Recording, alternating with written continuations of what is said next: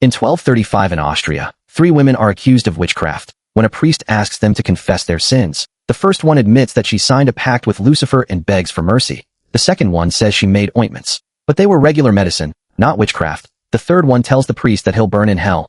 These 2 women are immediately hanged over the bridge. The first is confused since she confessed to be spared, but the priest clarifies that it's only for her soul before she's hanged too.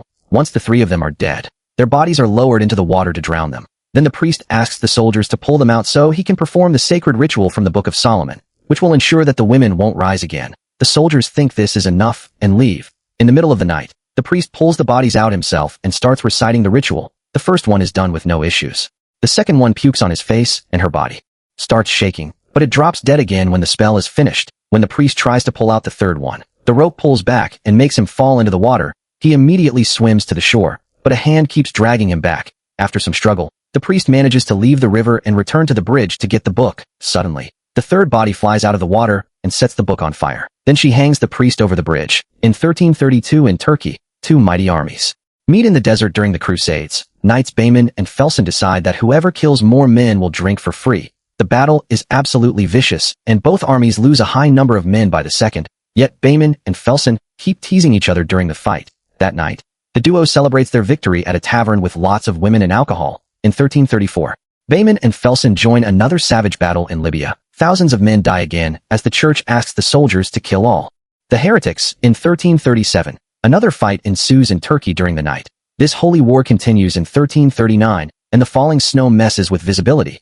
A priest keeps encouraging them to kill, and Felsen is starting to notice that God has too many enemies. In 1344 in Greece, catapults set a city on fire before the army brings down the door. Since everyone here is considered an infidel, civilians are killed alongside soldiers without mercy.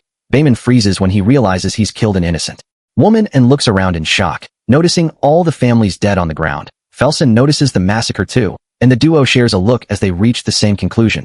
After the battle is done, Bayman argues with the priest since he doesn't believe that God would want them to kill women and children. When the priest is about to get aggressive, Bayman and Felsen announce that they quit. A month later, the duo arrives in Austria, but after walking for hours, they don't see a single person around. When they enter a farmhouse, they pull the blankets on a bed to find a family killed by an unknown illness. Suddenly, one of the bodies moves, but it quickly collapses again. Bayman and Felsen decide to burn the building before leaving. Eventually, they find a city where they find dead bodies in piles, sick people around every corner, and a few healthy ones begging to be taken away. Guard Johann tells them that a pestilence has been spreading over the land for 3.5 years, and no cure has been found. He had to bury his children and wife with his own hands. Afterward, Bayman and Felsen buy new horses. When the stable boy moves their things, he accidentally drops their swords, so the crest on the handle is exposed. And now the locals know they're deserters. Guards quickly surround them, and a battle ensues. Bayman and Felsen try their best to defend themselves and manage to bring down a few men, but the guards overwhelm them with their numbers and end up capturing them. Then, priest Devilsack checks the sword to confirm that these men are holy knights and takes them to see the cardinal, who is sick in bed and surrounded by doctors. The cardinal has heard about Bayman's and Felsen's heroism, so he gives them a mission to take the witch that started the plague to the Abbey of Severac, where monks can do a ritual to destroy her powers and end the plague. However, Bayman and Felsen say that they don't serve the church anymore, so they're locked up in the dungeon. In the cell, they meet Anna, who looks like a normal girl. Bayman doesn't believe she's a witch and theorizes the church forced her to confess. When they fall asleep, they have nightmares about the innocent people they killed, and Bayman wakes up after seeing the woman he murdered. Then, he hears Anna crying and notices her back is covered in bruises. Moments later, the knights tell Devilsack that they'll take the mission if the church agrees to give Anna a fair trial, and their charges are dismissed. In an office, Devilsack explains it'll take 6 days to reach the abbey. However, Johann and the heroes point out that the route Devilsack chose is very dangerous, and they need someone who actually knows the land.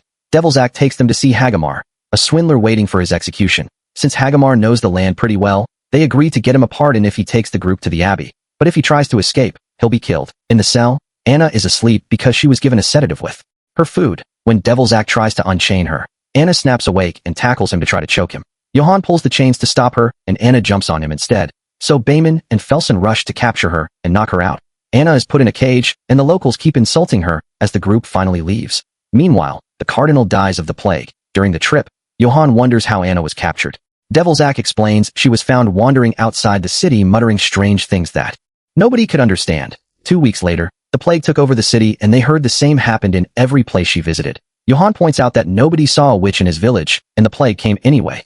Meanwhile, Felsen tells Bayman that Anna has great strength, so obviously something is up with her. At that moment, they notice someone strange following them, so they decide to set up a trap. The cage is left in the middle of the road, and when the stranger tries to approach it, Bayman blocks him with his sword. Devilsack recognizes the guy as Kay, an altar boy who worked for the cardinal. Kay explains his father was a knight, and now he wants to help the group, so he can be knighted too. Felsen laughs at the idea of an altar boy being useful in battle and argues with him. Since Felsen insults him, Kay insults him back, so Felsen decides to test him with a little duel. A sword fight ensues and Kay proves that he's been training a lot by blocking or dodging all of Felsen's attacks. He's still a newbie though, so Felsen defeats him in the end, but Bayman announces that he's good enough to come with them. That night, the group stops to rest. Bayman brings food to Anna, and she calls him kind, unlike Devilsack who is responsible for her wounds.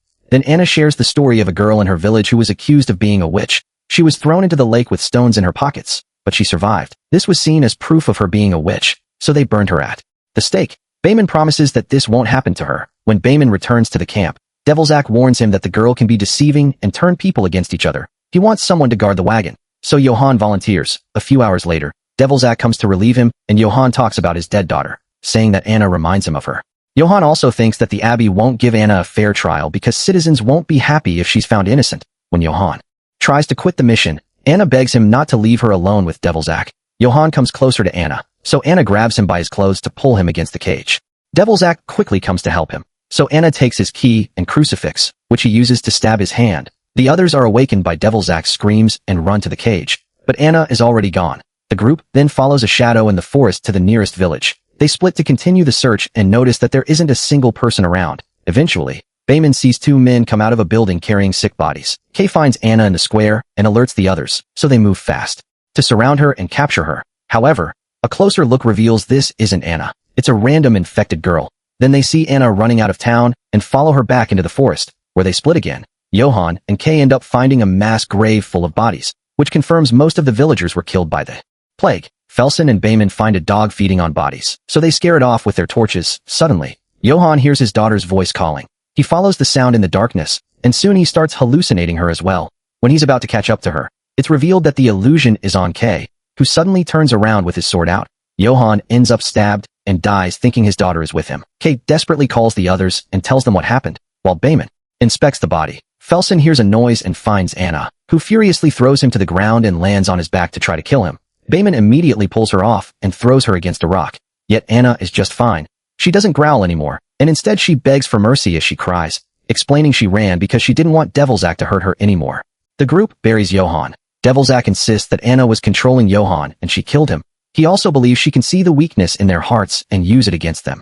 As the trip continues, Anna chats with Bayman, thanking him for his kindness. She claims that Devilsack is lying and she had nothing against Johann. When she notices Bayman's bad mood, she offers her hand to comfort him, but he refuses to come closer. Meanwhile, Kay has to deal with his guilt since he feels like he killed Johann. Sometime later, the group has to stop at a cliff. The bridge looks rather flimsy and Hagamar swears it was in better condition the last time he saw it. Bayman starts crossing the bridge anyway, carefully guiding his horse around the holes. Eventually, they make it to the other side, but they don't notice the rope slowly tearing off. Next, Kay and Bayman start pulling the cage across the bridge while the others pull a rope in the opposite direction to compensate for the weight. Soon, Devilsack's hands start bleeding, and the pain causes him to let go. The men lose control of the rope and the cage starts rolling on the bridge, so Kay and Bayman have to move faster. They both end up slipping and falling off the bridge, but Anna catches Kay just in time, lifting him with impressive strength. Bayman saves himself by holding onto the edge and climbing back up. Afterward, they put the horses at the front and make them pull the cage while the men push from behind. The wood breaks under the weight, and it will almost get stuck in a hole, but the men just keep pushing. Everyone notices the ropes are about to break and Anna insists she should be free to make the cage lighter, but she's ignored, thankfully. The group works together to reach the other side right before the ropes finally break and the bridge collapses. While Kay thanks Anna, Bayman cleans Devilsack's hand injuries with alcohol. Then the trip continues and the group is annoyed by the fog, which is making it really hard to see ahead. Hagamar swears he knows the way, but he can't find it, so Bayman decides they'll camp until the fog passes. Later, when Bayman checks on Anna, he asks about the strength she used to save Kay. Anna asks him if he believes she's a witch, causing his torch to go off and on. She also asks him if he's afraid of her, so he answers by covering the cage. That night, Bayman dreams about the innocent people he killed again. This time, the woman transforms into Anna, who sucks blood off her fingers. At that moment, Bayman wakes up and sees Hagamar in front of the cage with a crossbow in hand. When Bayman demands an explanation, Hagamar says they have to kill Anna before she murders another one of them. He gets ready to shoot, but Felsen blocks him, disapproving of his idea. Suddenly, they hear Anna howl, and the wolves in the forest howl back. The group gets their weapons ready as the wolves surround them, and Anna snarls to make the beasts attack. The men have no choice but to fight the wolves, killing one by one with their swords. Hagamar isn't fast enough with a crossbow, and a wolf bites his leg, but de Belzac kills the animal before it causes more damage. Another wolf tackles Kay and bites his arm, so Felsen quickly kills it, too. Several wolves come after Bayman at the same time, and he kills them all with swift moves. The group thinks it's finally over, only to hear more howling. They rush to get back on their horses and ride away as fast as possible. The wolves start chasing them and wait for an opening to jump on Hagamar, knocking him off his horse. The others don't notice and just keep riding ahead. After their faces transform, the wolves jump on Hagamar and start biting him. Bayman finally realizes what's going on, but Felsen stops him from trying to help because it's too late. In the morning, Bayman can't deal with the guilt anymore. He grabs the crossbow and points it at Anna, but de Belzac gets in the way and reminds him that killing Anna now won't end the plague, so people will keep dying. A furious Bayman pushes de Belzac away, only for Felsen to block him, too. He convinces Bayman to wait because they're actually pretty close to their destination. A few hours later, the group arrives at the abbey, but nobody comes to receive them. Kay climbs the wall and sneaks inside through the window to open the door so they can all enter. The men then rush to the chapel and find the monks, who unfortunately are all dead because of the plague. Bayman wants to leave and tries to drag de Belzac away, but the priest keeps praying. Suddenly, they hear a voice pray along and discover that one of the monks is still alive. This monk points at a book on the altar before passing away, too. De Belzac confirms this is the Book of Solomon, which has the ritual they need. Everyone rushes outside and de Belzac throws holy water at the cage before starting the ritual. As the horses go crazy, Anna calls him a hypocrite because the church has killed more people than wars and famines.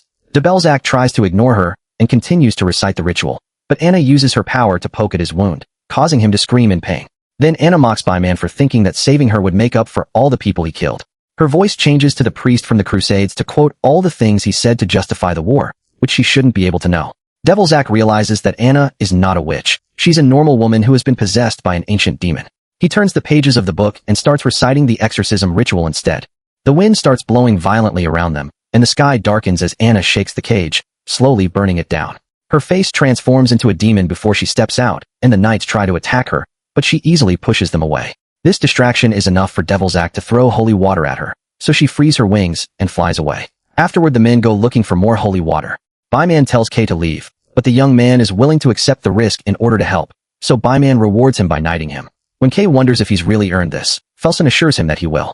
Then they go looking for the demon since Bayman thinks she wanted to be here all along because she only killed Hagamar and Johann when they tried to stop the mission. In an office, the group finds a dead monk tied to a desk and de Belzac notices he had been copying the Book of Solomon. As they look around, they find even more monks who had also been making copies. They realize that the monks wanted to spread the rituals around the world so everyone could fight evil, and the demon made Anna look like a witch so she'd be brought here for trial, and she could destroy the book. While they're distracted, a strange energy enters a monk's body. At that moment, the demon appears on the ceiling. De Belzac tries to recite the ritual, but the demon throws all the shelves to stop him. Then it sets all the book copies on fire while the guys realize the monks are gone. When de Belzac keeps reading the ritual, a zombified monk tries to attack him from behind. Bayman defends the priest just in time, and a fight ensues. Soon the rest of the monks also show up and the knights have to fight them all. After lots of struggle, Bayman manages to cut off a monk's head and the demonic power disappears, meaning this is their weak point. While de Belzac keeps on reading the ritual, the knights fight monk after monk, chopping their heads off with their swords.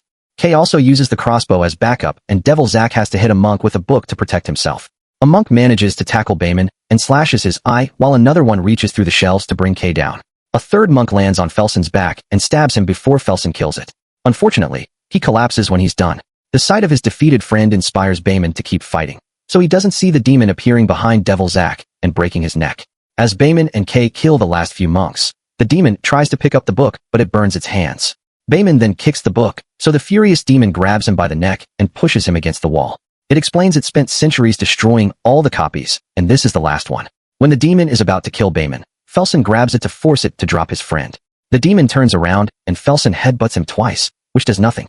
The wings close around Felsen, and the demon proceeds to burn him until he's nothing but ashes. At that moment, Kay picks up the book and keeps reciting the ritual. The demon tries to stop him, but Bayman tackles it, and impales its wings on the wall. It still has room to stab Bayman several times with its claw. Yet, Bayman hangs in there so Kay can read. Eventually, Kay ends the ritual with Anna, and the demon immediately starts burning. A bright light comes out of Anna's body, and the demon tries to fly up to escape, only to explode in the sky. Afterward, Kay checks on Bayman, who tells him to protect Anna. He gives the girl one last smile before he dies. Later, Kay and Anna finish burying everyone with their swords. Anna thanks them for their help before riding away with Kay to start a new life in a now plagueless land. Make sure to subscribe and turn on notifications so you can watch more videos like this. Thanks for watching.